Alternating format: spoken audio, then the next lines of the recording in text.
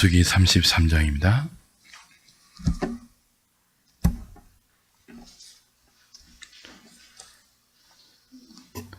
(50절부터) (56절까지) 보겠습니다. 민수기 33장 구약성경 254페이지입니다. 제가 한 절, 여러분이 한 절, 50절부터 56절까지 교독하겠습니다. 여리고 맞은편 요단강가 모압 평지에서 여호와께서 모세에게 말씀하여 이르시되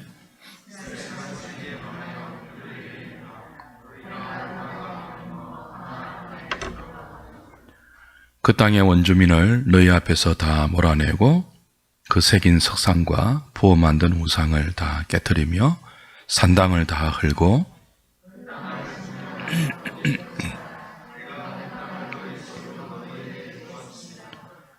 너희의 종족을 따라 그 땅을 제비 뽑아 나눌 것이니 수가 많으면 많은 기업을 주고 적으면 적은 기업을 주되 각기 제비 뽑은 대로 그 소유가 될 것인즉 너희 조상의 지파를 따라 기업을 받을 것이니라.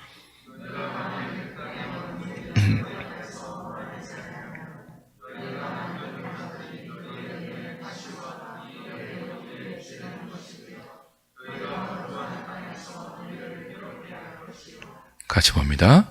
나는 그들에게 행하기로 생각한 것을 너희에게 행하리라. 아멘. 모압 평지에서 가나안 땅을 바라보고 들어가지 못하는 모세를 통해서 광야 40년 여정기를 회고하게 하셨습니다. 민수기 33장이 그렇게 시작되었죠. 어떤 의미가 있었습니까? 이제 들어갈 가나안 땅, 니네들의 힘으로 들어가는 것 아니다. 광야 40년 노정기가 보여주듯이 니네들은 틈만 나면 나를 배반하고 죄를 범했고 심판받아 마땅한 그런 짓들을 반복했지만 그런 너희들을 아비가 자식을 안음같이 품에 안고 여기까지 모압 평지까지 내가 인도했다. 내 은혜다. 그리고 그처럼 너희들을 그 땅에 들여보낼 것이다. 그런 의미였습니다.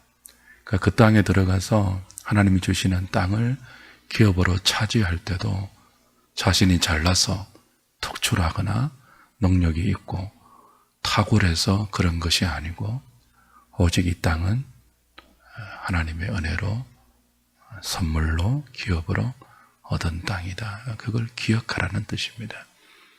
그리스도인이 하나님의 은혜를 기억하지 않는 순간 그리스도인으로 살 수가 없습니다. 그리스도인을 그리스도인 되게 하는 가장 큰 특징 중에 하나가 은혜의식입니다.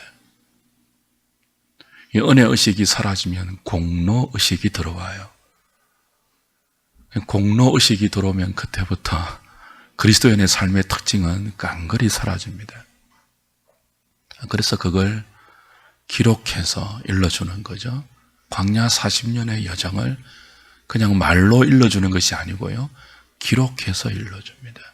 색이라는 거죠. 잊지 말라는 거죠. 은혜다.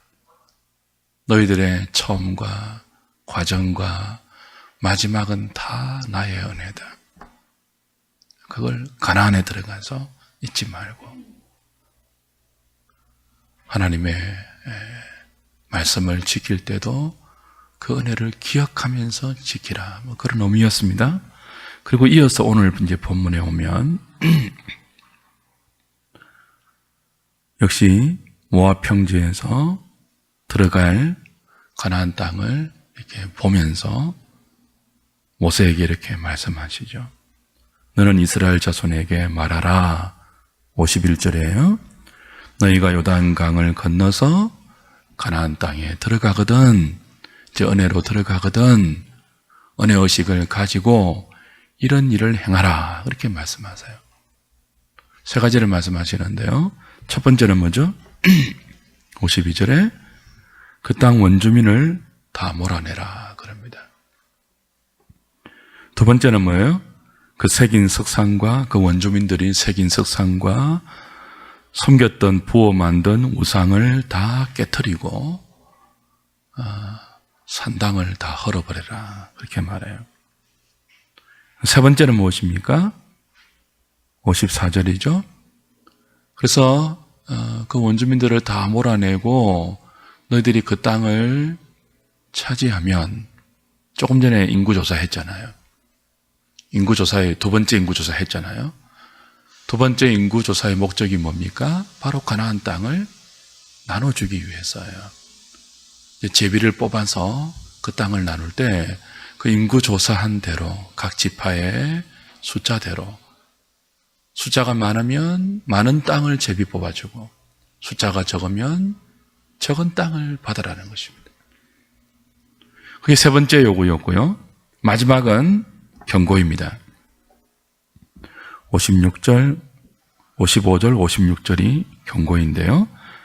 만일 너희들이 그 땅에 들어가서 방금 내가 말한 이 세 가지를 이행하지 않으면, 그 땅의 원주민을 몰아내지 않으면, 그들이 섬겼던 우상을 다 회파하지 않으면 그들이 너희들의 올무가 되고 옆구리에 가시가 될 것이다.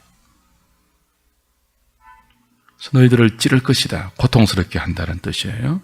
너희들을 괴롭게 할 것이다. 그래요. 뿐만 아니고 56절, 나는 그들에게 행하기로 생각한 것을 너희에게 행하겠다. 이렇게 말씀해요. 이 경고인데요. 그들에게 행하기로 한 것 뭐예요? 쫓아내는 것이죠. 너희들을 통해서 가나안 원주민을 쫓아내는 것인데, 만약 쫓아내지 아니하면 너희들을 쫓아내겠다. 그 경고로 33장이 마무리가 돼요. 그래서 가나안 땅에 들어가면 내가 은혜로 너희들을 그 땅에 들여보내는데, 사실 들어갈 자격이 없지만 내 백성으로 그 땅에 들여보내는데, 그 땅에 들어가면 가장 먼저 원주민 쫓아내고 그들이 섬겼던 우상을 다 몰아내고 땅을 제비 뽑아서 지파별 인구수대로 균등하게, 욕심 부리지 말고 하나님 주신 대로 그렇게 살아라.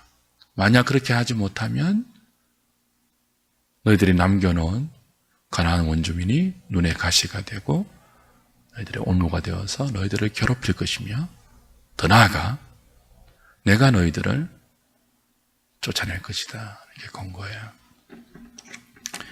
이 하나님 말씀의 의미가 무엇일까요? 다 쫓아내라고 했는데요. 이 말씀을 오해해서 중세는 십자군 전쟁을 벌였죠. 정복 전쟁을 벌였어요. 지금도 이 말씀을 오해해서 당군 신상, 목 베는 사람도 나오고 막 그래요. 일단은 심판의 의미가 있습니다. 우리 전에 한번 확인했죠. 창세기 15장에 가면 하나님이 아브라함과 언약을 맺으세요. 조개 고기 사이에 불타는 횃불로 지나가시면서 언약을 맺으시는데요. 그 언약 가운데 하나가 뭐예요? 내가 너를 이 땅에 다시 돌아오게 하는데, 지금이 아니고, 이 땅을 너희에게 주는데 지금은 아니고 400년 후에 주겠다 그럽니다. 왜냐하면 아모리 족속은 가나안 원주민 중에 한 족속이에요. 아모리 족속의 죄악이 아직 관영하지 않았기 때문이다. 그래서 400년 동안 애굽에서 나라를 이루지 않습니까? 400년 후에 내가 네 그 후손들을 이 땅에 돌아오게 하겠다. 이렇게 약속을 하세요. 이 약속은 두 가지 의미가 있습니다. 하나는 말씀드린 것처럼 400년 동안 큰 민족을 이루는 거예요. 아브라함이 아니고, 지금은 아브라함 아직 자식도 없잖아요. 400년 동안 큰 민족, 나라를 이루게 하신다는 그 약속이고요. 또 하나는 무엇입니까? 아모리 족속의 죄악이 관영할 때 너희의 후손들을 통해서 내가 그 땅을, 약속의 땅, 가나안 땅이죠, 심판하겠다, 그런 뜻이에요. 그러니까 그 심판이 지금 이제 성취되는 거죠. 왜 400년 후에 심판하시죠?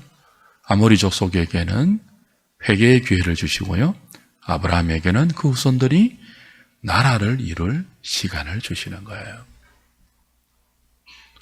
그러니까 하나님은 회개할 기회를 주시는 자비로운 분입니다.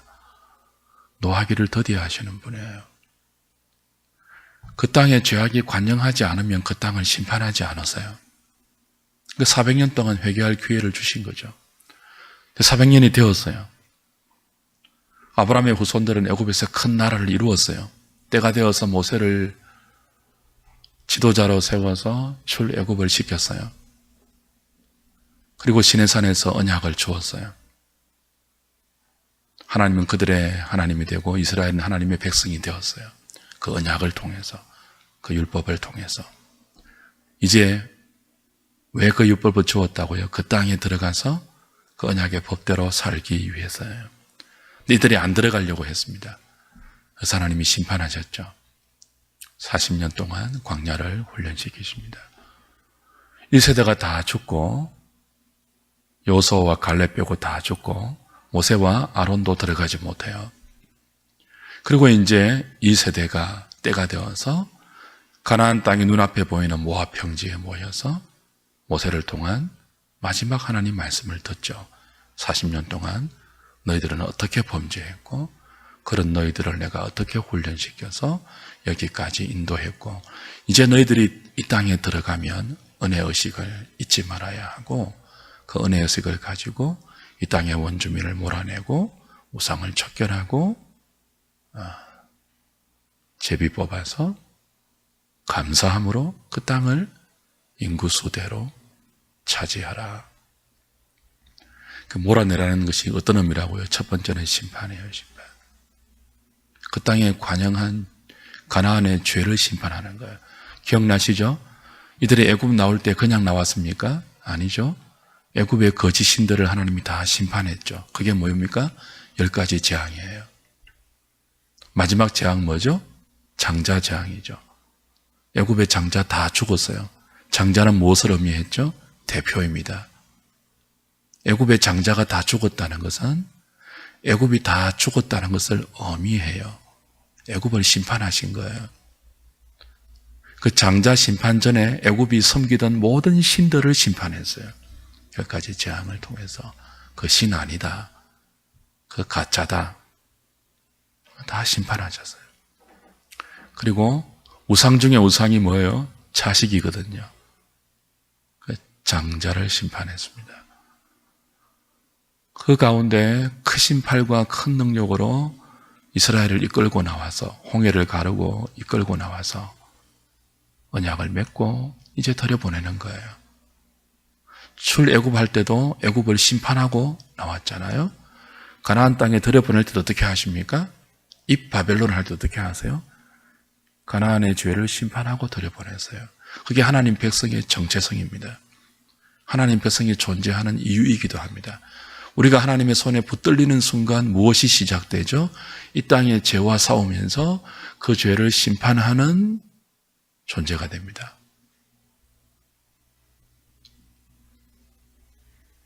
그래서 다 몰아내라고 하시죠. 말씀을 몇 번 드린 것 같은데요. 가나안은 죄 덩어리입니다. 상상을 초월하는 죄된 문화가 그 땅을 덮고 있습니다. 그 땅 여인들은 거의 장녀 수준이라고 했죠. 그 땅의 바알과 아세라 신앙은요, 험난한 제1을 바탕으로 한 종교입니다. 바알 신당, 아세라 신당, 가나안 원주민이 섬기는 이 이방 종교의 예배 의식은 철저하게 엄난한 의식입니다. 바알과 아세라는 암신과 여신이었잖아요. 가나안은 농경 문화란 말이죠. 농사하는 땅이에요. 농사하려면 비가 와야 되지 않습니까? 근데 그들은 어떻게 생각했죠? 비가 오려면 이 비 오는 것은 남신과 여신이 결합해서 생기는 결과라고 생각을 했어요. 비가 와야 농사가 되는데 비가 안 오면 어떻게 해요? 빌죠. 바알신과 아세라신에게 예배하죠. 빌죠. 그 비는 형식이 뭐예요? 남신과 여신을 자극하는 거예요. 결합시키려고. 그래 비가 오니까. 그러니까 가나안의 종교 자체가 뭐예요? 엄난한 종교예요. 그 종교 의식 자체, 그들이 바알 신을 섬기고 아세라 신을 섬긴다고 예배하는, 산당에 나가서 예배하는 그 의식 자체가 뭐예요? 여사제와 가나안 사람들이 예배하면서 성적 관계를 맺는 거예요. 그걸 가나안 신인 바알 신과 아세라 신이 보고 자극을 받아서 그 바알과 아세라가 결합하기를 기다리는 거죠. 그래, 비가 오니까, 비가 와야 농사가 되니까. 죄 덩어리예요, 죄 덩어리. 가나안 사람들이 살아가는 그 삶의 걸음걸음은 죄를 밟고, 죄를 짓고, 죄를 양산하고, 죄를 퍼뜨리는 거예요. 그걸 뭐로 하는 거예요? 종교라는 이름으로 정당하게 해요. 아주 떳떳하게 해요. 이걸 400년 동안 하나님이 기회를 주신 거예요. 회개할 기회를.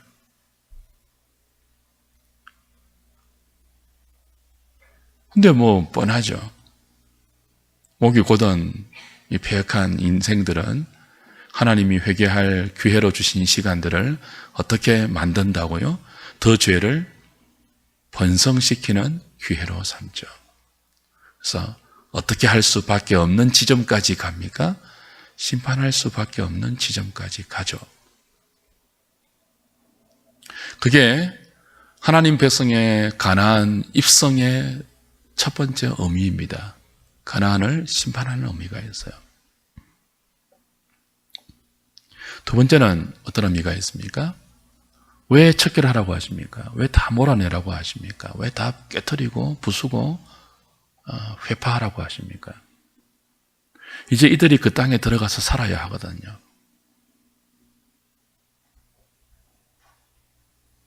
살려면은 죄를 일단 척결해야죠, 죄를. 그 죄가 남아있으면 금방 물들 것을 아시기 때문입니다. 40년 동안 훈련시켰지만 광야는 그런 죄는 없는 곳이거든요. 그게 안 보이는 곳이니까, 그런 사람들이 없으니까. 그런데도 광야 안에서 그들이 경험한 것은 그들 안에 있는 죄의 폭발성이었잖아요.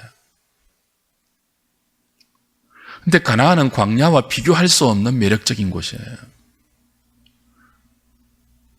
문화란 이름으로 정당화해서, 가나안 종교란 이름으로 정당화해서 하나님 앞에서 말도 되지 않는 모든 불법과 불의와 음란을 정당하게 삶이란 이름으로, 문화란 이름으로 거행하고 사는 곳이란 말이에요. 얼마나 매력적이겠습니까? 이걸 척결하지 않으면 금방 물듭니다. 하나님과 맺은 시내산에서 언약 다 잊어버리고, 시내산 언약은 그렇게 매력적이지 않거든요. 뭐 하라 하지 마라 이거 전부 그거 아닙니까? 너희들 마음대로 못 살아 그런 거 아닙니까? 이제 내 뜻대로 살아 다 그거잖아요. 근데 여기는요, 뚝이 없어요. 맞이는 손이 없어요. 하고 싶은 대로 다 하게 하는 곳이 가나안이란 말이에요. 그러니 다 척결해야 돼요. 안 하면요, 물드니까.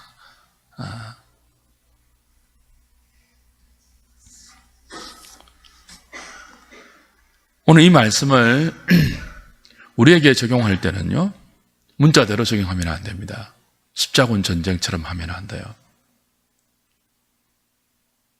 그래서 예수 믿는 사람이 예수를 믿게 되고 교회를 다니면 이제부터 막 길거리 다니면서 막 장성들 다 베고 그냥 막 산에 다니면 돌 쌓아놓은 거 다 무너뜨리고 막 차 타고 다니면 사람들이 묵주 내걸으면 문 열고 다 뭐 띄버리고 막 그렇게 하라는 뜻이 아니죠. 시대가 달라요. 적용점이 달라요. 이 가나안 정복 전쟁은 최후의 심판을 예표하는 의미가 있습니다. 최후에는 우리가 주님 다시 오실 때 주님과 더불어 이 땅을 심판하는 심판의 동력자가 되죠. 근데 지금은요, 회개할 기회를 아직 이 땅에 주고 계시는 때입니다. 우리가 어떻게 해야 될까요? 지금 우리의 가나안 땅은 우리의 일상입니다. 그렇죠? 지난주에 제가 가나안은 이중적인 의미가 있다고 했죠. 하나는 미래적인 천국의 의미가 있고, 하나는요, 예수 믿고 나서 살아내어야 할 우리의 직장, 우리의 가정, 우리의 일상이에요. 일상, 가나안이. 광야가 훈련이었다면 가나안은 그 훈련을 바탕으로 해서 구체적으로 살아내어야 할 우리의 일상인데, 이 일상이 뭐예요? 죄 덩어리잖아요. 어떻게 심판할 수 있을까요? 그들 그냥 다 죽입니까? 그럴 수 없잖아요. 어떻게 심판해요? 물들지 않는 것이죠. 전혀 다르게 사는 것이죠. 가나안 땅은 목축하는 땅이 아닙니다. 이스라엘의 전문은 목축이에요. 그래서 이미 두 지파 반이 요단강을 건너지 않고 이쪽 땅에 목축을 위해서 기업을 허락받았죠. 이들은 목축의 전문가인데 가나안 땅은 목축하는 땅이 아니고 뭐 하는 땅이에요? 농사 짓는 땅이에요. 농사에는 젬병이에요. 초보예요. 아무것도 몰라요. 그런데 가나안 사람들은요, 농사의 전문가예요. 처음부터 열까지 농사하면 가나안 사람이에요. 근데 이들을 다 몰아내면 농사를 어떻게 지을까요? 결국은 나중에 말하겠지만 몰아내지 못하거든요. 다 사사기 1장이 전부 그 이야기입니다. 몰아내지 못해요. 승리하지만 다 남겨두어요. 몰아내지 않고 척결 안 해요. 그래서 2장에 하나님이 꾸중을 듣는데요, 왜 몰아내지 못하는가 하면 이들이 농사의 전문가들이기 때문에 그래요. 그래서 남겨놓는 거죠. 배우려고. 근데 하나님은 이들에게 배워서 가나안식으로 농사하기를 원하지 않았습니다. 왜 들여보내죠? 농사도 어떻게 하라는 거예요? 언약의 방식대로 하라고 들여보낸 거예요. 가나안식으로 농사하는 것은 그냥 농경 기술을 의미하지 않습니다. 자, 그들이 농사의 기초인 비를 어떻게 빌었습니까? 엄난한 제의로 빌었다고요. 그 가나안식으로 농사한다는 말은 곧 가나안의 바알과 아세라를 섬긴다는 것을 의미해요. 그냥 농사하는 게 아니에요. 여러분, 사람들이 그냥 사는 것 같지만 모든 사람의 삶의 배후에는 그냥이 없습니다. 다 종교적인 베이스가 있어요. 무신론자라 하더라도 그게 하나의 신앙이에요. 기독교 신앙이 아니면 다 하나님을 배척하는 것 아닙니까? 하나님과 상관없는 나름대로의 종교와 가치관과 신념과 생각이 있단 말이에요. 그래서 가나안식으로 농사한다는 것은 가나안의 종교 방식대로, 가나안의 음란한 삶의 방식대로 산다는 것을 의미해요. 근데 이스라엘 백성들은 그 땅에 들어가서 어떻게 합니까? 다 몰아내지 않고 그들을 부리면서 그들이 잘 알고 있는 가나안의 농경 방식을 익히고 배우죠. 그러다가 뭐합니까? 타협하죠.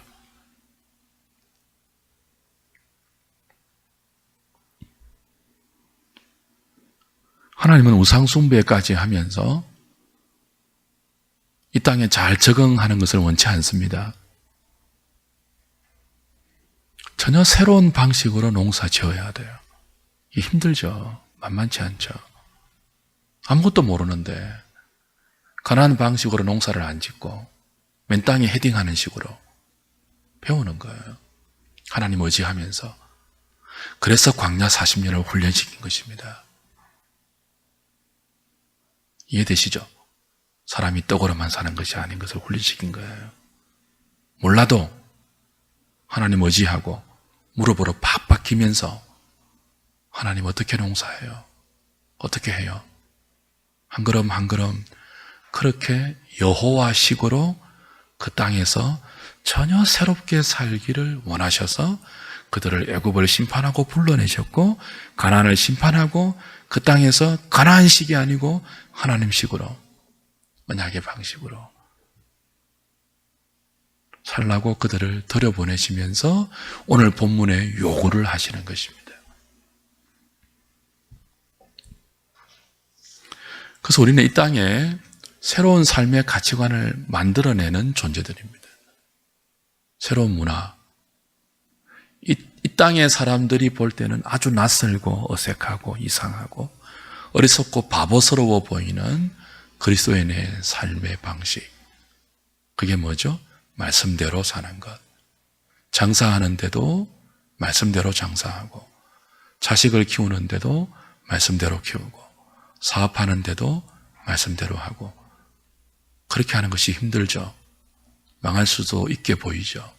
근데 하나님 그걸 원하세요.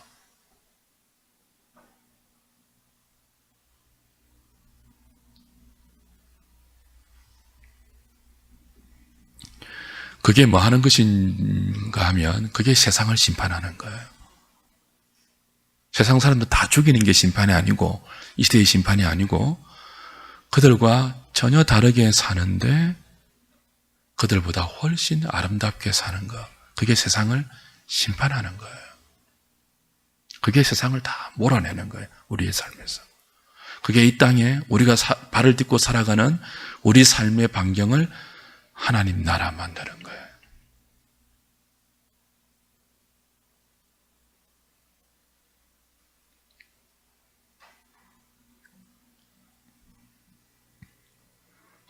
그래서 하나님을 믿고 믿음으로 이 땅을 산다는 것은 절대로 쉽지 않습니다. 어려워요. 한 번도 걸어가 보지 못한 길을 걸어가는 것이거든요. 모든 영역에서 하나님만 의지하고. 근데 거기에 놀라운 감격이 있습니다. 하나님이 우리를 품에 안음같이 안아서 어떻게 그의 백성들의 길을 열어주시는지를 맛보게 됩니다. 여호와의 선하심을 맛보게 됩니다. 여러분들이. 이게 진짜 신앙생활이에요. 여러분 자녀를 그렇게 한번 키워보세요. 다 학원 보내는데 우리만 안 보내면 불안해합니까? 왜 똑같이 키웁니까? 왜 그거 하나 차별화시키지 못하죠? 까짓 그 대학 못 가면 늦게 가면 되잖아요. 시험 치면 꼭 주일까지 어기고 공부해야 됩니까? 저희들은 그렇게 안 키워봤는데 되던데요? 스카이는 못 가도? 까짓것 안 보내면 될 것 아닙니까?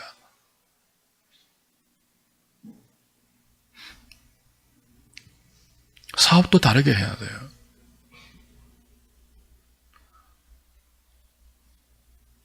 세상이 하는 방식대로 다 불법하고 불의하고 그렇게 안 하면 못한다고 생각하는 그 삶의 바운더리에서 전혀 새로운 사람들이 하나님의 백성들로 그리스도 안에서 피조되어서 새로운 가치관으로 자녀를 키우고 장사를 하고 사업을 하죠. 안 되는 것처럼 보이는데 되죠. 그게 하나님 나라입니다. 그거 하려고 하나님 우리를 구원했습니다. 그리고 가나안 땅에 들여보냅니다.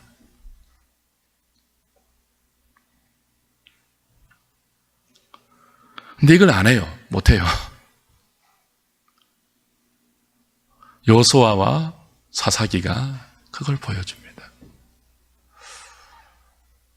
왜 못할까요? 왜 척결하지 못할까요? 너무 쉽게 믿으려고 해서 그랬죠. 쉽게. 그 땅에 너무 빨리 적응하려고 해서 그래요. 하나님은 우리가 이 세상에 너무 빨리 적응하고 너무 빨리 성공하라고 구원하신 게 아니에요. 좀 천천히 가더라도 좀 적응이 안 돼서 사람들에게 좀 이렇게 쉽게 녹아들지 못하고 사실 그렇잖아요. 저는 지금 매일 우리 초등학교 동창생한테 문자가 오는데요. 한 번도 못 가봤어요. 못 가봤는데 여러분 혹시나 동창회 가보신 분 계십니까? 제가 상상해 보는데 1시간 앉아 있을 수 있던가요? 동창회 가서? 그리스도인이? 적응이 됩니까? 그게 적응이 된다면 이상한 그리스도인이에요. 그 뻔한 문화 아닙니까? 술 마시고 노래방 가고 2차 가고 3차 가고 그거 아니에요? 이야기 듣는데 다.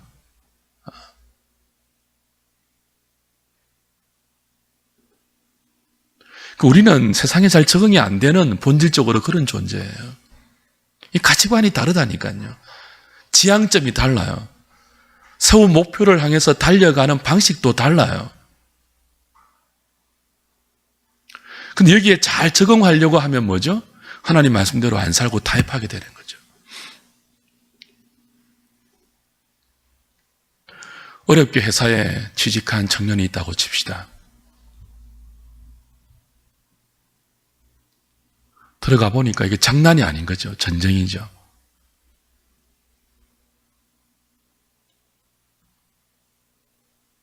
그래서 이제 그리스도인답게 사는 것을 잠시 미루고 그 직장 문화에 적응하기 시작하면 나중에는 돌이키지 못합니다. 그 안에서 조금 힘들고 어렵더라도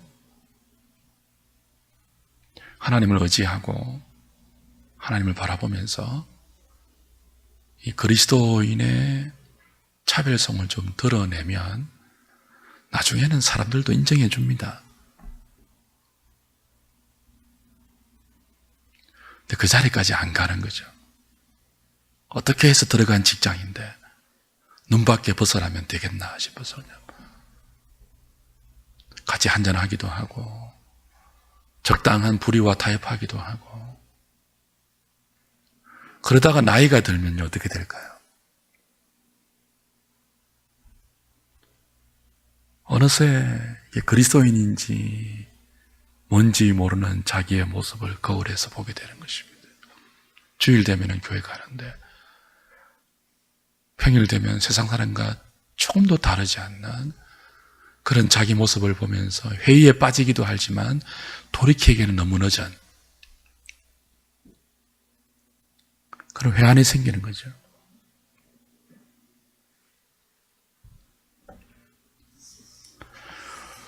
하나님께서 우리를 어떤 직장에 들여보내실 때 취직시험에 합격하게 하실 때 뜻이 있습니다.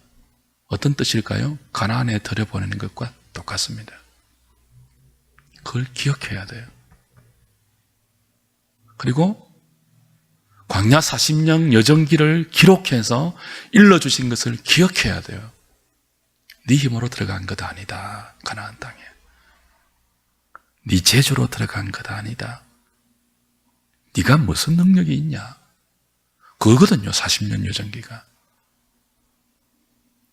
근데 그걸 잊어버리고 그 땅에 들어가서 하나님이 하라고 하신 그 말씀도 잊어버리고 어떻게 하든지 그 땅에서 잘 적응해서 농사 잘하고 잘 살려고 마음 먹는 순간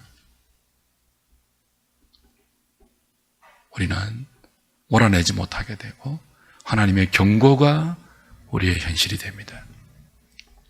사사기 2장 보면 1장은 이제 몰아내지 못하는 후반기에 사사기 1장 후반부에 보면은 12지파가 전부 다 몰아내지 못해요. 어떤 지파는 철병거가 있어서 어떤 지파는 무엇 때문에 심지어 단 지파 같은 경우는요 오히려 쫓겨납니다. 그리고 나중에는요 12지파 이름에서 삭제가 됩니다. 단 지파 같은 경우는. 그래서 2장에 하나님이 이제 사사기 2장에서 하나님이 꾸짖으시죠. 왜 내가 다 몰아내려고 했는데 안 몰아내었느냐. 그래서 이들을 내가 너희들의 가시가 되게 하겠다. 오늘 본문에 말씀하신 것처럼 가시가 되게 하겠다. 그리고는 어떻게 됩니까? 괴롭힘을 당합니다. 사사기 전체가 그 내용이에요. 때만 되면 몰아내지 못한 그 원주민들이 그들을 괴롭혀요. 그들을 착취해요. 그리고 나중에는 어떻게 됩니까? 너희들이 몰아내지 않으면 내가 너희들을 몰아내겠다고 하셨잖아요. 오늘 본문 56절에 그죠? 이들이 아수르로 바벨론으로 쫓겨갑니다. 하나님 백성들이 몰아내지 않았기 때문에. 몰아내지 않으면요 그냥 타협해서 함께 사는 것 정도가 아니에요. 사사기 2장 한번 찾고 마칠까요? 사사기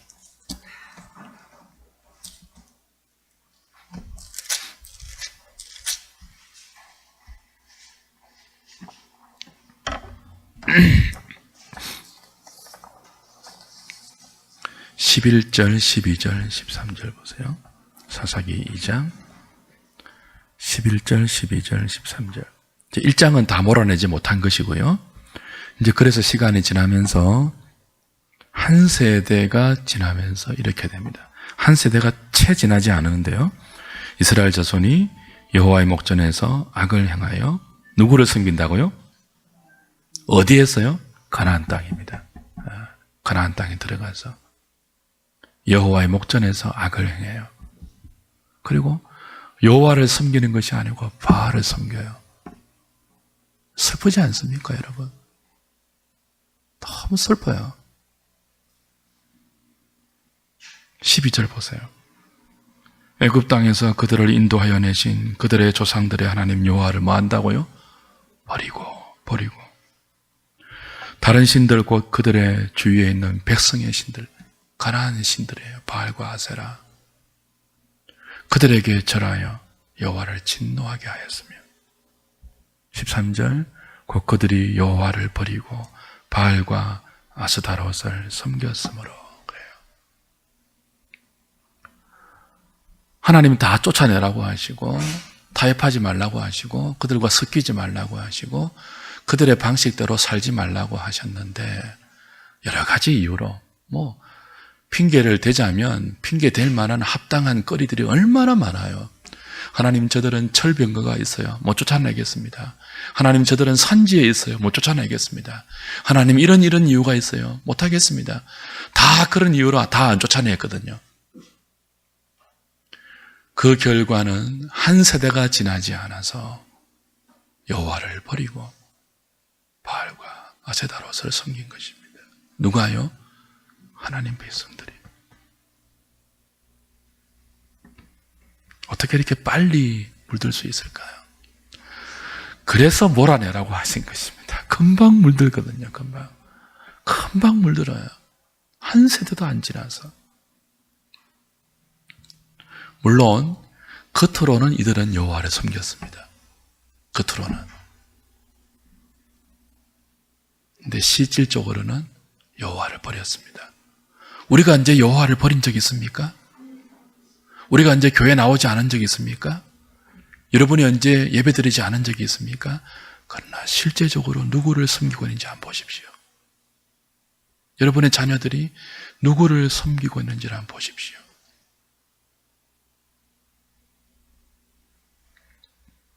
우리에게 필요한 것은 빨리 적응하는 것이 아닙니다.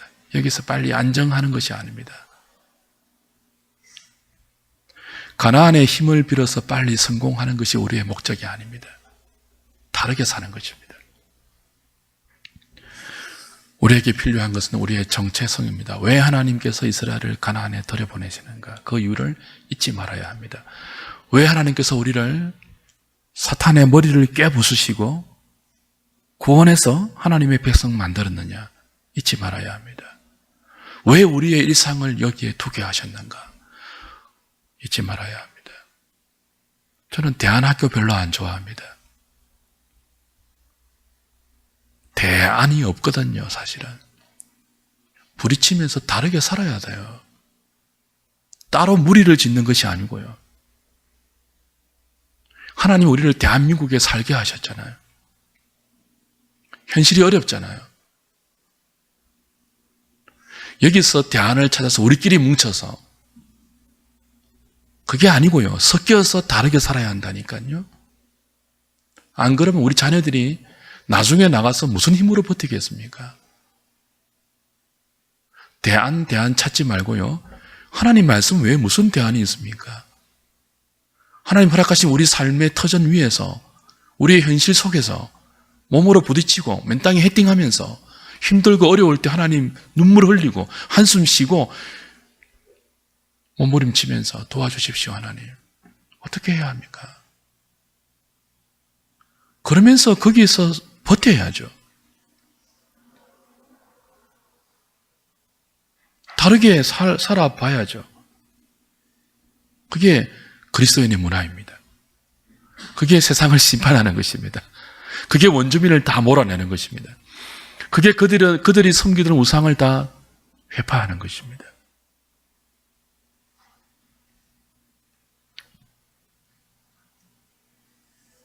사랑하는 여러분, 오늘 우리에게도 동일한 하나님의 요구가 떨어지고 있죠. 얘들아, 제발 좀 다르게 살아다오. 내가 도와줄게. 니네들의 수단과 니네들의 몸부림과 이 땅에 수많은 하나님 모르는 사람들이 추구하는 그 성공 방식을 그대로 따라가면서 내게 도와달라고 빌지 말고 내가 명령하는 대로 한번 살아봐. 내가 도와줄게. 그렇게 말씀하십니다. 그게 뭐라고요? 세상을 심판하는 것입니다. 세상으로 하여금 저와 여러분의 존재가 저렇게 사는 방식이 있다는 것을 보게 하십시다. 저 사람들처럼 사는 것이 우리보다 낫네 하는 도전을 주는 사람으로 존재하기를 하나님 기대하십니다. 그리고 충분한 은혜를 주시려고 준비해 놓고 계십니다. 이 저녁에 그걸 위해서 기도하면 좋겠습니다. 하나님, 우리 안에 뿌리 뽑지 못한 이 세상의 방식, 그걸 남겨두면요, 그게 우리 눈을 찌를 날이 옵니다. 그게 우리의 가시가 될 날이 옵니다. 그것 때문에 괴로움 당할 날이 오는데, 만약 그것이 있다면 여러분 삶에 늦지 않습니다. 지금이라도 돌이키면 됩니다. 그 가시 뽑고 그 올무를 제거하고 내 삶에 하나님 기뻐하는 삶의 방식이 아닌 것 깨부수고 내려놓고 한 걸음 한 걸음, 많이도 말고 한 걸음 한 걸음 우리가 할 수 있는 그 분량만큼 하나님 순종할게요. 그 삶을 오늘부터 시작하는 것입니다. 그럼 그 걸음마다 하나님 나라가 우리의 삶에, 우리의 가정에, 우리의 직장에, 우리의 생업터에, 우리의 사업장에 임하게 되고 하나님이 이루어 가시는 놀라운 일들이 우리의 경험이 될 것입니다. 그걸 위해 하나님 우리를 부르셨고 교회를 존재케 하셨고 우리에게 은혜를 베풀고 있습니다. 찬송하고 기도하죠.